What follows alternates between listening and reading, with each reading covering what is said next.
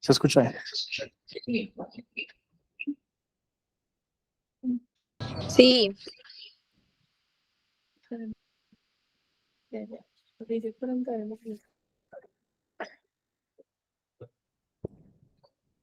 Eh, Buenas noches, ¿cómo están?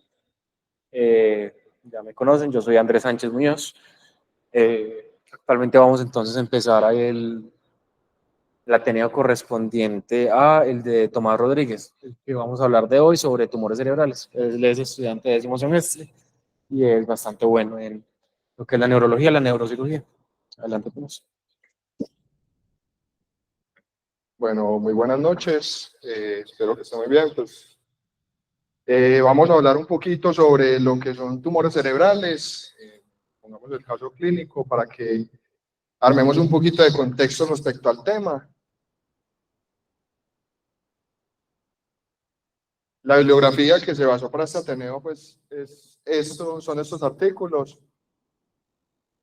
En sí tenemos una paciente de 60 años de edad. Para efectos prácticos la vamos a poner Carmen.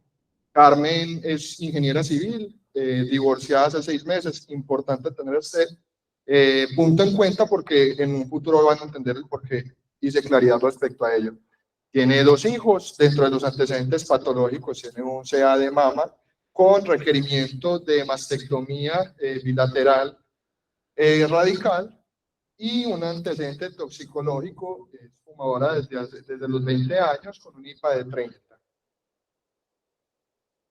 En sí, esta paciente acude al servicio de urgencias por un cuadro de aproximadamente 3 horas de evolución, consistente en una convulsión focalizada que inició en mano izquierda, progresó a todo el miembro inferior izquierdo y por ende, después de ello, tuvo una generalización. El estado dictal duró aproximadamente entre 1 y 2 minutos y el estado posictal duró 5 minutos. Es importante tener en cuenta que la paciente refirió que después del episodio tónico-clónico tuvo una pérdida de la fuerza muscular en el miembro donde inició la convulsión.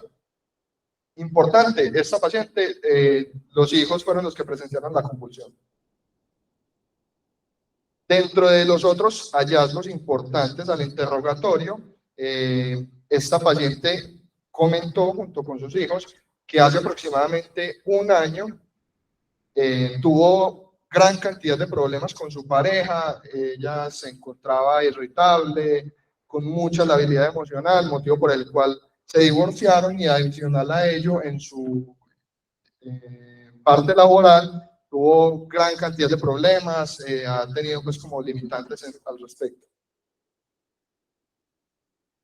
Al examen físico, es una paciente hemodinámicamente estable, hidratada, sin fases de dolor. Dentro de los hallazgos positivos al examen físico, lo único que se encontró fue una disminución en la fuerza muscular, 3/5, en el miembro superior izquierdo, miembro donde inició la convulsión, sin alteraciones en los reflejos ciotendinosos, y aparte de ello, tiene Babinski positivo en el hemicuerpo izquierdo.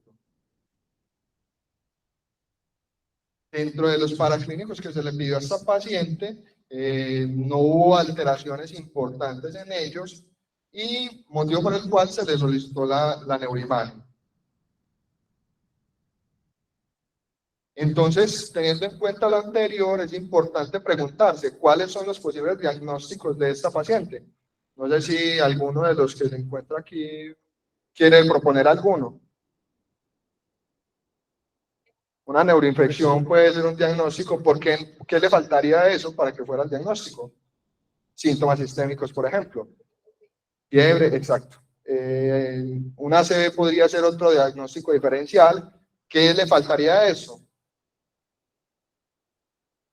El compromiso de la cara, por ejemplo, el compromiso del miembro inferior desde mi cuerpo afectado. Hay muchísimos otros, pues. Esta fue una neuroimagen que se le dio a la paciente. Encontramos en ella una lesión en la tomografía hiperdensa que compromete el lóbulo frontal y parietal derecho, contralateral a donde se presentó la lesión, que no tiene un desplazamiento de la línea media, pero que tiene una evidente efecto de masa sobre el ventrículo lateral derecho. Adicional a ello, presenta edema perilesional, pero sin ningún otro hallazgo importante, pues. Entonces, ¿cuáles fueron los diagnósticos a los que llegó con esta paciente? Se sospechó una metástasis al sistema nervioso central por su antecedente de cáncer, motivo por el cual se realizó una resonancia magnética de cerebro contrastada. ¿Con qué fin? Identificar mejor los bordes lesionales, identificar el edema cerebral asociado, si hay alguna otra lesión, y además de ello se realizó una tomografía de cráneo, de tórax, abdomen y pelvis con contraste para mirar y realizar una estadificación en caso de que tuviera alguna lesión por este lado. Se realizaron marcadores tumorales y se inició manejo anticomicial y manejo antiedema con levetiracetam, 2000 miligramos día, y dexametasona, 8 miligramos cada 12 horas. Quiero que hagamos énfasis en este manejo porque al final de la charla vamos a preguntar si estuvo bien instaurado, si no estuvo, si le falta algo en específico.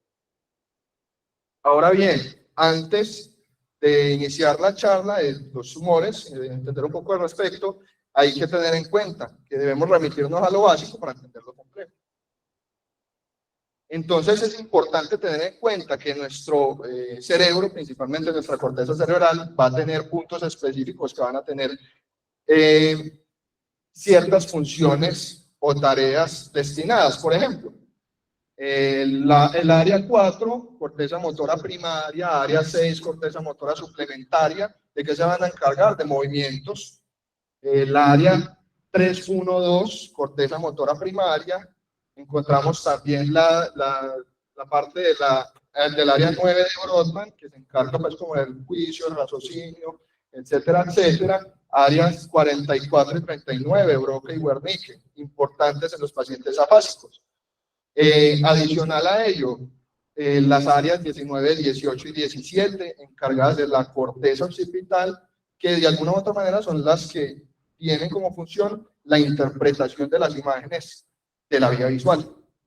Dentro de ellas encontramos muchas otras.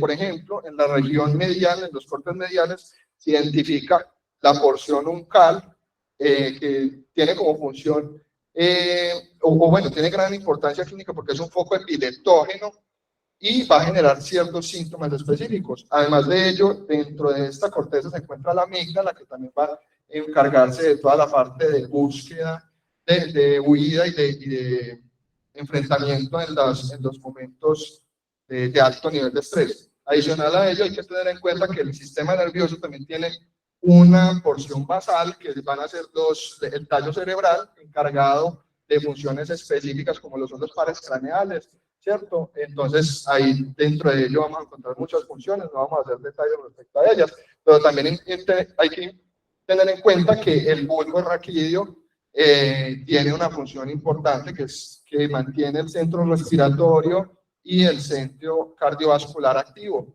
Pacientes con alguna lesión hay que correr por esa parte. Y también hay que tener en cuenta que el cerebro tiene un sistema ventricular que se encarga de la producción, drenaje y absorción de líquido cefalorraquídeo, y que va a discurrir por los ventrículos laterales, que luego se va a conectar al tercer ventrículo por el conducto interventricular, y que subsecuentemente va a bajar ese líquido al cuarto ventrículo, que lo encontramos en la parte posterior del tallo, y después va a pasar a médula espinal para ya generarse el desplazamiento de ese líquido al saco tecal. Importante tener en cuenta, los lóbulos y los hemisferios cerebrales no son una estructura aislada. Hay que tener en cuenta que el cerebro tiene un conexioma, unas fibras que van a discurrir por todo él y que van a generar la capacidad de que nosotros podamos hacer movimientos complejos y que hagamos tareas específicas y sinérgicas entre sí, como lo es, por ejemplo, esta charla. Yo tengo la posibilidad de ir hablando mientras muevo las manos, explicando, pensando qué es lo que estoy diciendo. Entonces hay que tener en cuenta que hay fibras de asociación, que pueden ser las fibras de asociación lobulares, con fibras en U, que van a conectar anterior y posterior de un mismo hemisferio, unas fibras comisurales como la ves el cuerpo calloso, la principal fibra comisural, y las fibras de conexión que van a conectar de cefalocaudal o de caudal cefálico a nuestro cerebro por medio de la médula espinal. Importante también tener en cuenta cómo funciona la histología de nuestro cerebro para poder entender los tumores que se van a encontrar. Por ejemplo, las células ependimales, que son las encargadas de recubrir todo nuestro sistema ventricular y por donde discurre el líquido cefalorraquídeo, altamente importante, por ejemplo, en los ependimomas. Los astrocitos, que son las células que generan la estructuración de nuestra materia encefálica y que va a conectar o va a mantener entre sí las neuronas. Y que hay unos astrocitos más pequeños que se llaman oligodendrocitos, que son los encargados de producir la mielina en el sistema nervioso central. Las células de la microglía, que son los macrófagos del sistema nervioso central, y que en los nervios periféricos vamos a encontrar unas células importantes como las células de Schwann, que son como los oligodendrocitos, pero estos nervios periféricos. Importante también a tener en cuenta, nuestro cerebro tiene un aislamiento hacia el exterior. ¿Quién nos brinda este aislamiento? Las meninges. Ya sabemos que existen unas leptomeninges y unas paquimeninges. La leptomeninges es la dura madre, las paquimeninges son la aracnoides y la pía madre. Y que, teniendo en cuenta esto, vamos a ver que, por ejemplo, la dura madre es la que se encuentra adherida a la tabla ósea y que la dilatación de ellas o la producción, pues, se produce pues como una dilatación entre ellas, que es lo que genera los senos venosos, y que ahí es donde van a filtrarse los productos del líquido cefalorraquídeo para pasar a la circulación y renovarse. Entonces, ya teniendo en cuenta lo anterior, ¿por qué es importante hablar de tumores cerebrales? Yo quiero que hagamos el ejercicio de mirar esta tabla, busquemos dentro de las variables que se encuentran en el eje Y, si hay la presencia de tumores del sistema nervioso central. No se encuentran. Listo. La respuesta es no se encuentran. ¿Por qué? Poco comunes. Porque el 90% de los tumores cerebrales van a ser tumores metastásicos. Listo. Hay que tener en cuenta que las tres principales zonas de metástasis son mama, pulmón, y aquí no se encuentra, pero el cáncer de piel, específicamente melanoma. Entonces, hay que tener en cuenta que estos tres tipos de cáncer van a generar entre el 67 y el 80% de todos los tumores metastásicos del sistema nervioso central. Y que aparte de eso, las metástasis cerebrales comprenden el 90% de todos los tumores cerebrales que se encuentran. Y que cualquier paciente con cáncer, sin importar el diagnóstico específico, el tipo de cáncer que tenga, van a tener un riesgo del 9 a 17% de tener o desarrollar un tumor cerebral como metástasis. Es importante tener en cuenta que el tumor más común del sistema nervioso, la metástasis más común del sistema nervioso es el cáncer de pulmón, pero el que más predilección tiene por el sistema nervioso central es el melanoma y hay que tener claridad en ello. Entonces, es importante tener cuándo sospechar un tumor cerebral. Los hallazgos más comunes son la cefalea, las convulsiones, los déficits focales y los síntomas de aumento de la presión intracraneana. Durante nuestra formación como médicos generales, nos han enseñado que la cefalea asociada al tumor cerebral generalmente es en la noche, que nos despierta, que es descrita como uno de los peores dolores de cabeza, etcétera, etcétera, que van a estar cerca a donde está el área del tumor, entonces que se van a quedar los pacientes por eso. Pero los estudios muestran algo muy diferente. El 40 al 80% de esos pacientes van a tener una cefalea tensional y más o menos el 10% van a tener cefalea de características migrañosas. Entonces, hay que tener en cuenta también que la progresión de este síntoma va a depender primero del tiempo que lleve el tumor dentro del sistema nervioso y segundo del crecimiento tumoral asociado. Importante a tener en cuenta, pacientes, el 25% pueden generar cefalea matinal, y adicional a ello, el 46% van a generar cefalea porque los despiertan la noche. Importante, ese sí es un síntoma muy común que puede darse. La razón por la cual se da es porque al paciente acostarse va a generar una disminución en el retorno venoso y por ende va a generar una dilatación de los senos venosos que subsecuentemente va a generar aumento de la PIC. Ahora bien, hay estrategias que los estudios nos han regalado para sospechar una cefalea de origen secundario.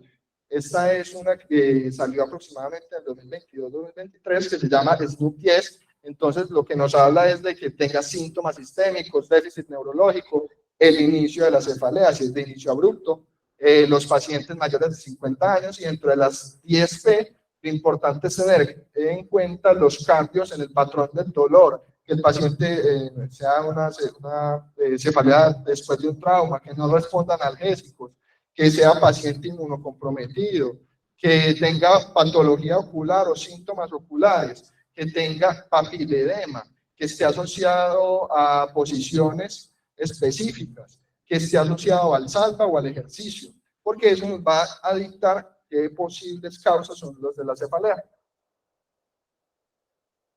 Otro hallazgo importante y motivo por el cual pueden muchos pacientes con tumor cerebral debutar es la convulsión. Esta convulsión, el principal mecanismo es por alteración en la estimulación excitatoria y el transporte iónico neuronal. Y las dos principales causas por las que se genera la convulsión es o por lesión intrínseca del parénquima o por compresión por una lesión adyacente.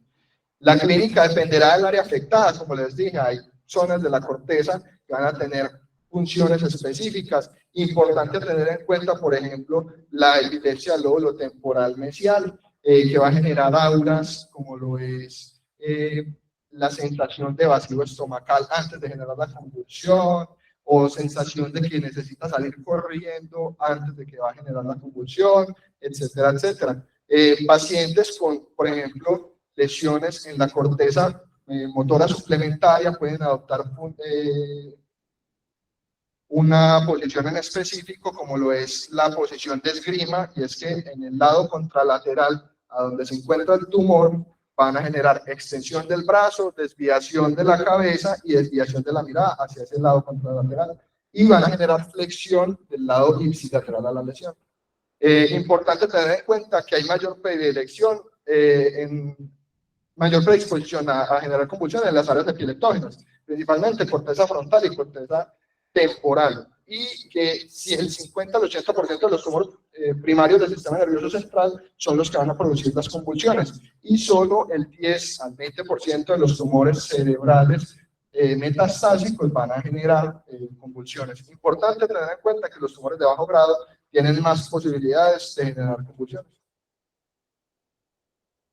Dentro de los principales déficits asociados al tumor cerebral vamos a encontrar la debilidad en la fuerza muscular, principalmente en tumores que se encuentren cercanos a la corteza motora primaria, la alteración en la sensibilidad, sea disestesias o parestesias, corteza motora, corteza sensitiva primaria o secundaria, alteraciones visuales. La más común y la que más fama tiene es la mianopsia bitemporal, pacientes con tumor en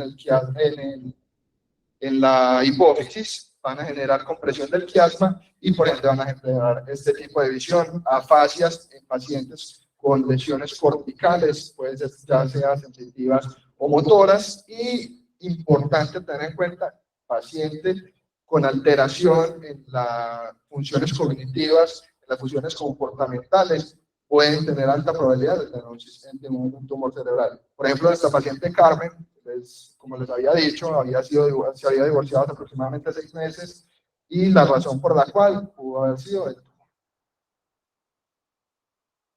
Importante tener en cuenta la teoría de Kelly Monroe. Esta teoría lo que nos habla es que el cerebro, o bueno, la bóveda craneana, es un compartimiento cerrado que va a tener unas presiones específicas, dentro de las cuales el 80% de la presión intracraneana va a estar mediada por el parénquima cerebral, 10% asociado a los vasos sanguíneos y el 10% restante al líquido cefalorraquídeo. Importante tener en cuenta que cuando se altera estas presiones intracraneales, estos volúmenes, lo que se va a generar es un desplazamiento de las dos últimas variables, que son el líquido cefalorraquídeo y el sistema venoso, con el fin de disminuir el espacio y por ende generar como una posibilidad de mantener esas presiones completamente normales. Hay que tener en cuenta que cuando la lesión es muy grande, van a generar unos cambios importantes en la presión intracraneana y por ende se puede generar clínica de herniación cerebral. Entonces, ¿cuáles son los principales síntomas de una hipertensión intracraneana? Vómitos, el más común es el vómito proyectil, el que siempre hemos escuchado. No es que el vómito salga volando, sino que el vómito no es precedido de náuseas. Síncopes, principalmente en pacientes que, digamos, hicieron una maniobra de Valsalva o cambiaron de posición, porque se genera un periodo de meseta en el cual se disminuye el retorno venoso y aumenta subsecuentemente la PIC y por ende se genera pues como el síntoma, el síncope. Las convulsiones también, el papiledema, importantísimo pues en estos pacientes, y otra muy importante que nos habla un poco de herniación uncal es la parálisis del tercer palo. Es importante tener en cuenta también que la triada de Cushing existe, que nos habla de herniación inminente en estos pacientes y lo que se va a generar es un aumento de la presión arterial, una disminución en la frecuencia cardíaca y una alteración en el patrón respiratorio. No necesariamente tiene que ser bradipnea o taquipnea, sino también puede generar síntomas como lo es la respiración de Kussmaul, etcétera, etcétera. Y que vamos a tener varios tipos de herniaciones, como la sonda subfalcina, la hernia transtentorial central, la herniación uncal o la herniación amigdalina. Ahora bien, hay que saber qué es un tumor primario y un tumor secundario para poder hacer el abordaje. Entonces, lo ideal es, primero, conocer que la forma de diferenciación dependerá de la clínica, de la imagen y, último, de la patología, de la histopatología. Entonces, ¿cuál es el tumor primario? Es el tumor que se deriva de las células intrínsecas del sistema nervioso central, astrocitos, oligodendrocitos, las células del epéndimo, etcétera, etcétera. Y el tumor secundario va a ser el que viene de otro lugar y que llegó al sistema nervioso por vía anatómica. Entonces, es importante saber si vamos a diferenciar ese tumor, entonces, ¿cómo lo hacemos? ¿Tomografía o resonancia?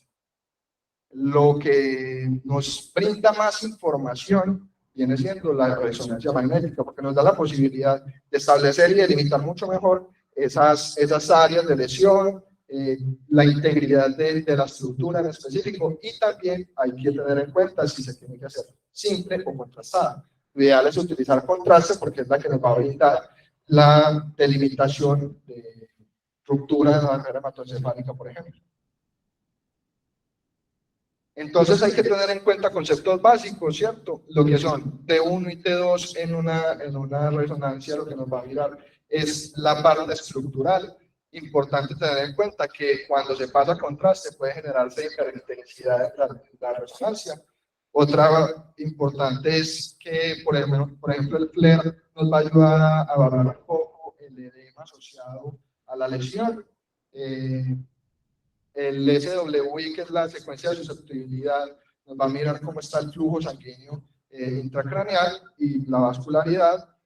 Y el DWI lo que nos va a mirar principalmente es aumento primero de la celularidad dentro del tumor o edema citotóxico en otras patologías. Estas son otras, no vamos a ahondar mucho en ello porque en nuestra práctica como médicos generales no la vamos a utilizar mucho, pero es importante tener en cuenta, por ejemplo, la de perfusión, que es la que nos va a mirar cuánta sangre está, por decirlo así, jalando ese tumor. Entonces, como ya les había dicho, vamos a dividir nuestros tumores en primarios y secundarios dependiendo del origen. Además de ello, podemos dividirlos topográficamente dependiendo de la estructura lesionada o del espacio de la bóveda que está ocupando. Dentro de la estructura lesionada vamos a encontrar los intraxiales que están intrínsecos en el parénquima cerebral y los extraxiales que están adyacentes a ese parénquima pero que no tocan el parénquima, por ejemplo, tumores de la meninges. Y los de la bóveda craneana, dependiendo de ellos, vamos a encontrar bóveda fosa anterior, fosa media y fosa posterior. Los de la fosa anterior y la fosa media van a ser supratentoriales y los de la fosa posterior van a ser infratentoriales. Acuérdense que la delimitación es el tentorio del cerebro. Entonces, ya ahondemos un poco en esos tumores en específico y hablemos primero del más prevalente. 90% de los tumores cerebrales, la metástasis. Generalmente van a ser únicos, pero también pueden tener presentación múltiple. Van a ser pequeños, redondeados, además de ello van a tener bordes hiperdensos, por ejemplo en una tomografía puede tenerlo, o hiperintensos en la resonancia, como se observa en la imagen D. Van a tener un edema asociado desproporcional a la lesión y la supervivencia aproximadamente en estos pacientes desde 12 semanas desde el diagnóstico pues, de la metástasis. Acá, por ejemplo, estamos viendo varias sesiones múltiples que se encuentran en corteza frontal derecha, corteza frontal izquierda. Aquí encontramos otro en la corteza parietal, occipitales. Miren que son pequeñas, con un edema muy marcado. Y que, por ejemplo, en la imagen de perfusión vamos a encontrar alta vascularidad en ellas. Edema en la secuencia T2-FLAIR asociado a la lesión. En el T1 también se encuentra mucho edema. Y, por ejemplo, acá tenemos una imagen de tomografía en la que encontramos nada más 2 de las 5 lesiones que se encuentran. Entonces es importante tener en cuenta. Ahí se nota la diferencia en cuanto a sensibilidad. El segundo tumor, y el tumor primario más común del sistema nervioso, es el meningioma. Aproximadamente del 37% de los casos. Estos, el 85% van a ser hallazgos incidentales, solo el 15% generan algún síntoma, y hay que tener en cuenta que pueden estar en cualquier parte donde haya dura madre. Dentro de los lugares más comunes son la región parasagital, la región sagital, o sea, la hoz del cerebro, en la convexidad, en la porción olfatoria, más o menos por encima de la lámina cribosa, supracelares también, y la cresta del esfenoides. Estos son como los lugares más comunes. Importante que estos tumores siempre de elección por las mujeres porque es sensible a hormonas y cualquier... y bueno, y es importante también entender que son altamente vascularizados, con bordes regulares y de crecimiento muy lento, por ende pueden alcanzar un volumen muy grande del sistema nervioso. Por ejemplo, acá tenemos una imagen, una resonancia, esta es la secuencia T2, y lo que vemos es un tumor que se encuentra en la región sagital, que también compromete la parte de la confluencia de los senos, allá, que tiene un hallazgo específico y es la cola dural. Todo tumor que tenga cola dural es un meningioma hasta que se demuestre lo contrario, y adicional a ello se ve una delimitación muy franca del tumor, no se evidencia edema casi. Es importante tener en cuenta que los pacientes que tengan un meningioma y que tengan edema, hay que buscar malignidad porque ese edema puede estar asociado a otro tipo de meningioma. Hay 3 grados de meningioma. Meningioma grado 1, que es el meningioma grado 2, que es el atípico, y el meningioma grado 3, que es el anaplasia. Aquí vemos otra imagen de meningioma, la cola dural asociada al tumor. Miren el gran volumen de este tumor, altamente vascularizado. Este tumor les hizo obviamente contraste. Miren cómo se ve hiperintenso, y esto se le llama, en algunos casos, signo del bombillo.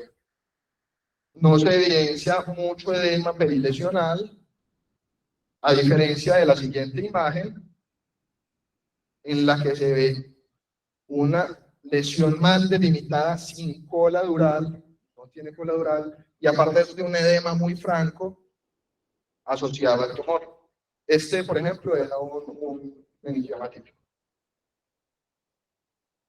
Otros, que son los segundos más frecuentes en la edad adulta, que son los gliomas, que pueden estar divididos en bajo grado y alto grado. Los meningiomas de bajo grado, o sea, los grado 1 y grado 2, van a ser el meningioma, el astrocitoma pilocítico grado 1 y el astrocitoma difuso, que es el grado 2. El grado 3 va a ser el anaplásico y algunos oligodendrogliomas, y el glioblastoma, que es el grado 4. Ahora, entrando un poquito en esta clasificación, hay que tener en cuenta que el astrocitoma pilocítico es un tumor 100% benigno que está más asociado a la edad pediátrica, pero que en algunos pacientes puede llegar a encontrar en la edad adulta, generalmente asociado a la fosa posterior. Por ejemplo, acá estamos viendo cuarto ventrículo, que va a generar hidrocefalia obstructiva, razón por la cual va a generar, pues obviamente, esos síntomas como lo son ataxia, disdiadococinesia, dismetrías, etcétera, etcétera. Y que ves las características de la imagen. Vamos a ver una imagen quística con una lesión hiperintensa y una lesión hipointensa, que va a ser pues como la parte quística del tumor, va a tener una porción sólida y una porción líquida, y la cura de este tumor es únicamente resección. Este es una otra imagen, miren, en otro lugar. Este está cercano a los ventrículos laterales, una porción más cortical, se ve como un huevito, acá se ve la yema y vendría siendo pues como la clara. El astrocitoma difuso o el astrocitoma grado 2, que es un tumor benigno, pero que si no se le para bolas, va subsecuentemente a desarrollarse malignidad o va a progresar a un alto grado, más o menos entre los 9 y 10 años posterior a la instauración de este tumor. La cura es la resección. Importante tener en cuenta que esos pacientes pueden, que el tumor sea benigno, pero que tiene, debido a su posición, alta probabilidad de malignidad. Por ejemplo, si se encuentra, como en este paciente, el tumor pequeño, pues es grandecito, pero no tiene edema vasogénico pues asociado grande, pero miren el lugar donde se encuentra. Corteza motora primaria, la posibilidad de resección del tumor va a ser un poco más compleja, va a tener que estar guiado pues como por tractografías, por ejemplo, intraoperatorias, etcétera, etcétera. Puede utilizarse, por ejemplo, una cirugía en paciente despierto para poder monitorizar que ese déficit no sea permanente debido a la cirugía. Importante tener en cuenta, poco edema, no capta contraste, por ejemplo, allá no se ve el contraste más asociado y se ve y tiene una intensidad similar al líquido cefalorraquídeo y va a ser un tumor homogéneo. Miren que no tiene mucho carga. Esta es otra imagen, pues, aquí no se ve muy homogéneo. Este es un T2 FLAIR, en el que se ve pues como la alta celularidad, y no se ve pues como mucho edema perilesional. Importante, por ejemplo, en la imagen de perfusión, no se ve casi vascularización. Miren la lesión donde se encuentra, y allá en las zonas rojas es donde más capta pues como sangre, y no tiene pues como captación. El astrocitoma anaplásico o grado 3, que es un tumor maligno, tiene una sobrevida aproximadamente de 12 meses si no se trata. Se va a ver la lesión, una lesión hiperintensa en el T2, por ejemplo, de gran volumen, con alto flujo sanguíneo, con poco edema vasogénico, y aparte de eso no va a reducir, o sea, no va a tener restricción a la difusión en el DWI. Importante, con el tratamiento, o sea, cirugía y radioterapia o quimioterapia, dependiendo, pues, la sobrevida es de aproximadamente 15 meses. Así que es un poco catastrófico. Aquí tenemos otra imagen, miren la captación allá por parte de la imagen de perfusión. Aquí se ve una imagen pues delimitada, con un edema marcado. Y el más complejo de todos es el glioblastoma, el multiforme. Es un tumor maligno, puede ser de gran volumen. Estos pacientes van a tener poco edema vasogénico porque se habla de que debido a la condición tan avanzada no va a tener el cerebro una posibilidad de atacar ese tumor y por ende no se va a generar detritos que subsecuentemente se van a evidenciar como edema. Entonces por eso se ve poco edema vasogénico. La supervivencia es similar a la del anaplásico, 12 meses, y con tratamiento 15 meses. Dependiendo obviamente de dónde se encuentre la lesión, vamos a ver que esa supervivencia puede bajar muchísimo. Importante tener en cuenta que tiene áreas necróticas, áreas hiperintensas asociadas a sangrado intratumoral. Este es un astrocistoma, pues, ahí se ve la lesión muy específicamente. En el DWI se ve que capta, entonces hay alta celularidad. Y lo más temible de todo es el astrocitoma, el ganglioblastoma mariposa. Este paciente va a tener compromiso bilateral y la esperanza de vida no pasa de los 2 meses.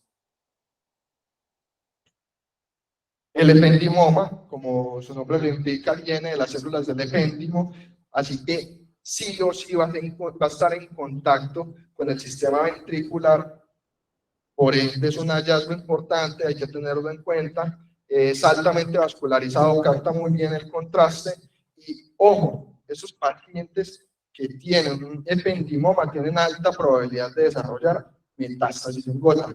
Ya les voy a explicar un poco de ello, pero por ejemplo en una tomografía, paciente con hidrocefalia obstructiva asociada a un tumor, piensen en un ependimoma. Por ejemplo, aquí vemos una imagen de resonancia en la cual se evidencia pues la lesión en cuarto ventrículo. Por ejemplo, aquí en el corte sagital se ve muy bien.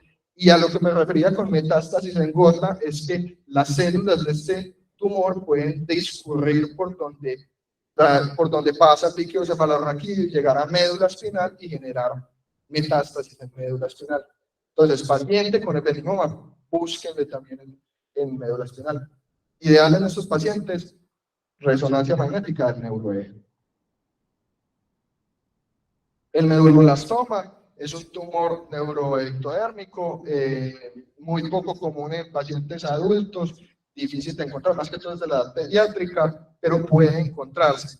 Se comporta de la misma manera que el ependimoma, pero tiene la diferencia de que este no necesariamente tiene que estar en contacto con el sistema ventricular, como se ve por ejemplo en este paciente, ahí está un poquito más atrás, está en la corteza, es muy vascularizado como se ve allá, y no necesariamente pues va a encontrarse pues en los pacientes adultos, es poco común. El cranofaringioma es un tumor que se encuentra siempre en la región cenar, es 100% benigno, es originario o en gran parte va a estar asociado a la hipófisis. Importante tener en cuenta que estos pacientes van a tener una característica muy específica y es que esa lesión es líquida, viscosa y que cuando se resecciona, si no se resecciona al 100%, esa viscosidad puede discurrir por donde está el sitio operatorio y invadir porciones adyacentes, lo que va a limitar muchísimo la resección en caso de que recurra a este tumor.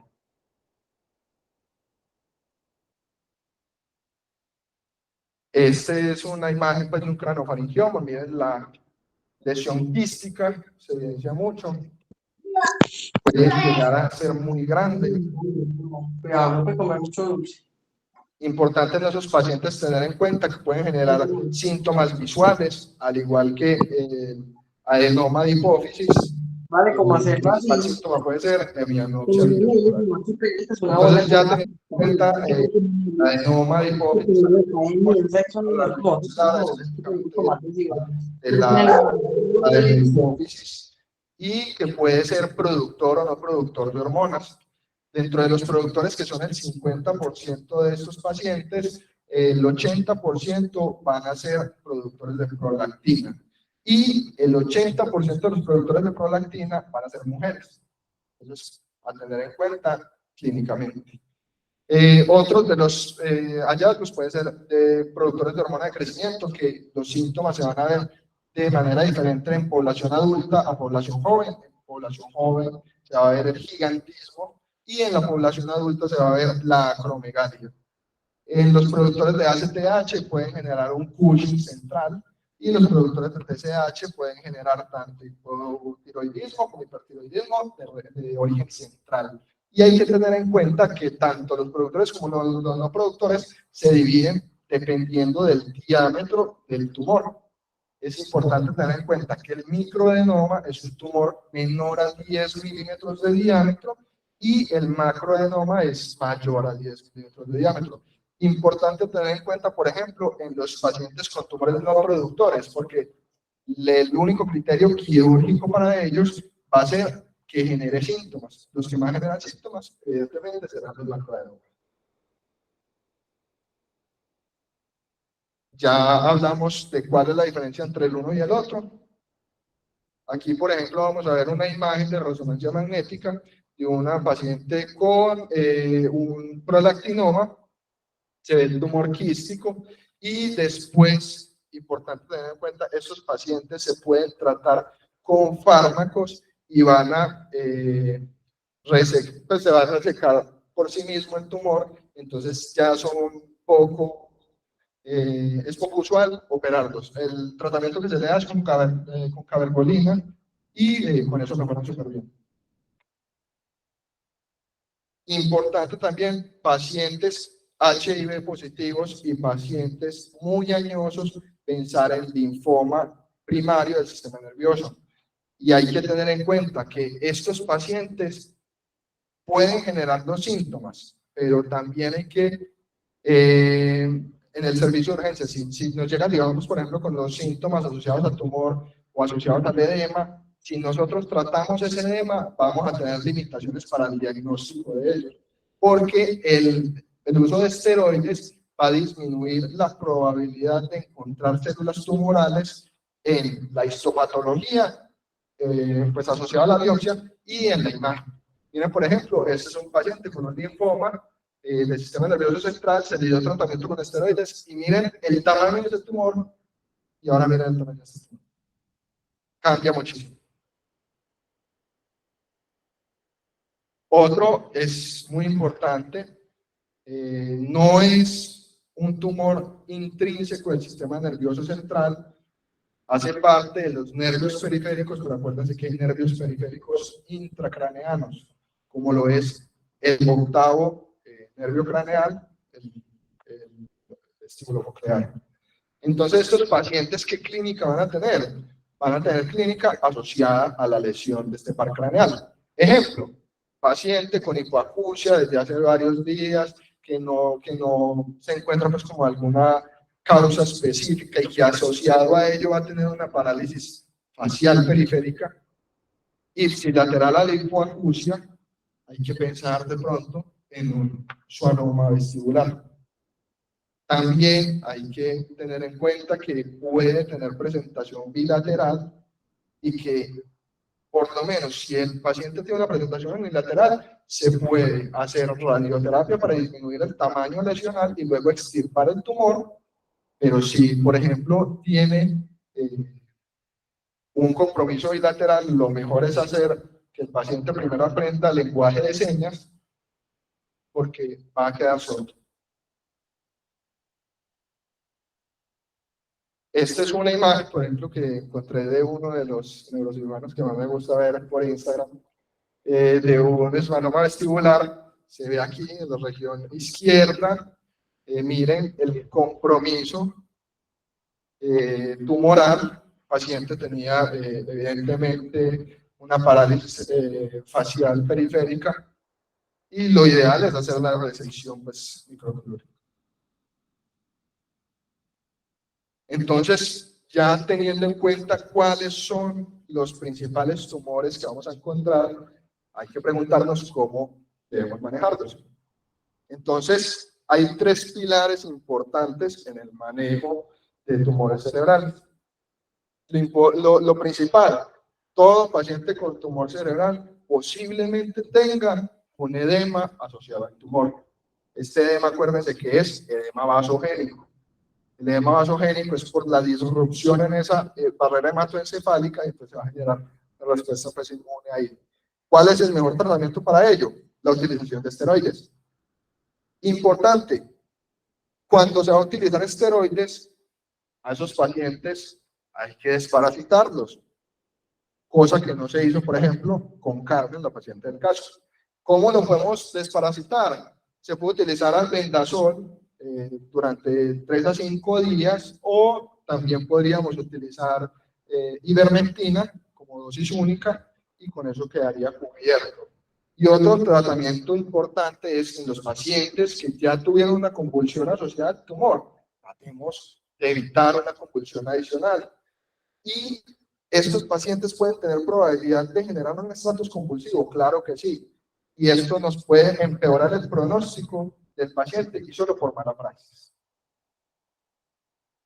Entonces, aquí les traigo un algoritmo propuesto por UpToDate de cómo tratar pues, a los pacientes con esteroides, en caso de que tengan tumores, y es que hay que tener en cuenta de que si tiene signos de lesión tumoral, preguntarnos si tiene signos inminentes de herniación, como la hernia de Cushing, etcétera, etcétera. Si los tiene, pues inicia el tratamiento de con una dosis de carga alta y luego se sigue. Y si no tiene manejo, pues si no tiene síntomas inminentes de hipertensión intracraneal, entonces hay que preguntar, ¿ya ha tenido un manejo anterior con esteroides? Entonces, si lo tenía, entonces aumente la dosis del esteroide porque no le están funcionando. Y si no la tenía, pues inicie los esteroides. Depende de qué tantos síntomas tiene ese paciente, vamos a utilizar los esteroides, pero lo ideal sería utilizar aproximadamente 8 miligramos día en esos pacientes. Hay otras alternativas, pues como lo son la utilización de medicamentos biológicos, pero pues eso tampoco está pues, como muy estudiado hasta el momento. También se puede utilizar cirugía, pues obviamente para disminuir eso, el espacio, resección del tumor para disminuir pues obviamente ese edema. Bueno, yo creo que ahí acaba pues como la reunión. Si tienen alguna pregunta, me gustaría pues como saber. No sé, miremos a ver. Miren a ver en el chat de la reunión.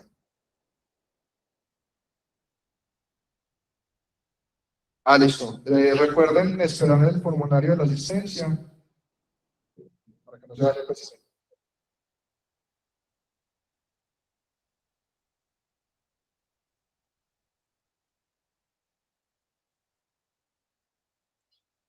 Cuéntame.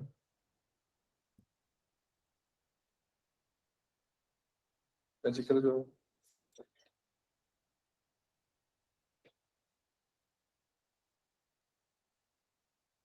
La pregunta es, en el astrocitoma difuso, si no se puede resecar completamente por la localización o tamaño, ¿cuál es el seguimiento o tratamiento en este caso? La pregunta la hace Ana Sofía Gómez. Bueno, Ana Sofía, pues lo ideal sería hacer la resección completa. Hay pacientes que obviamente no van a tener criterio quirúrgico. ¿Cuáles son los principales criterios quirúrgicos? El tumor esté completamente accesible, o sea, que sea muy cortical, que no se encuentre en un área elocuente, porque pues obviamente va a ser más el riesgo que el beneficio. Entonces, en estos pacientes no se puede resecar por completo el tumor. ¿Qué se puede hacer? Complementar con radioterapia y quimioterapia. Si vuelve a recurrir este tumor, se puede pensar en una nueva intervención o manejo paliativo dependiendo de la gravedad del mismo. ¿Hay otra pregunta? No. Listo. Hola, entonces yo creo que podemos dar por concluida la sesión. Tomás, muchísimas gracias. Excelente Ateneo. Recuerden que en el canal de YouTube queda grabado absolutamente todo, por si quieren volverlo a ver o si lo quieren enviar a alguien. Gracias.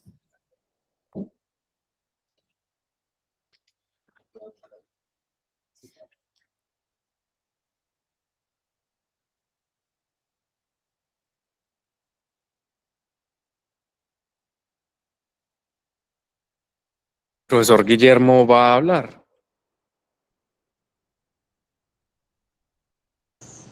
Buenas noches, el doctor Guillermo va a hablar.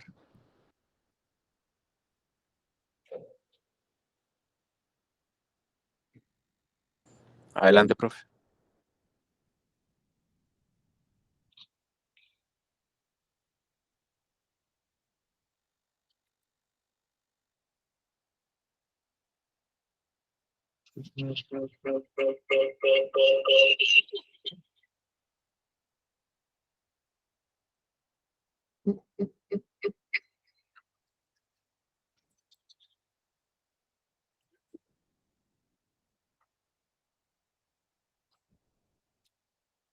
Profesor, adelante, no sé si... Hola, ¿ya me escuchas? Sí, profesor, ya. Listo. Entonces, estaba diciendo que, bueno, que felicitaciones a Tomás, que hizo una presentación con un excelente orden. Y pues la idea es que eso precisamente lo que tratamos de buscar en un nivel, pues por ejemplo en el donde yo trabajo, que es un segundo nivel de atención. Lo primero que quería preguntarle a Tomás era, pues ya hablaste muy bien de los esteroides, era que nos recordaras cuáles son los esteroides donde no hay tanto beneficio. Lo segundo era en qué tumores se podría considerar biopsia, porque veo que realmente la imagen es muy importante para conocer cuál es la causa o cuál es el tipo de tumor, ¿cierto? Finalmente estamos acostumbrados a que en otros órganos realizamos una biopsia, pero obviamente aquí la situación es más compleja, pero es importante para que el auditorio sepa cuáles serían esas situaciones de biopsia. Esas eran las dos preguntas que tenía. Profe, bueno, la primera es, los esteroides se van a utilizar principalmente esteroides pues de mediana o alta potencia. Los de baja potencia evidentemente no van a tener pues como una, eh, un beneficio pues muy grande. La elección es de dexametasona, la mayoría de los estudios es la que pues es como la que se sugiere.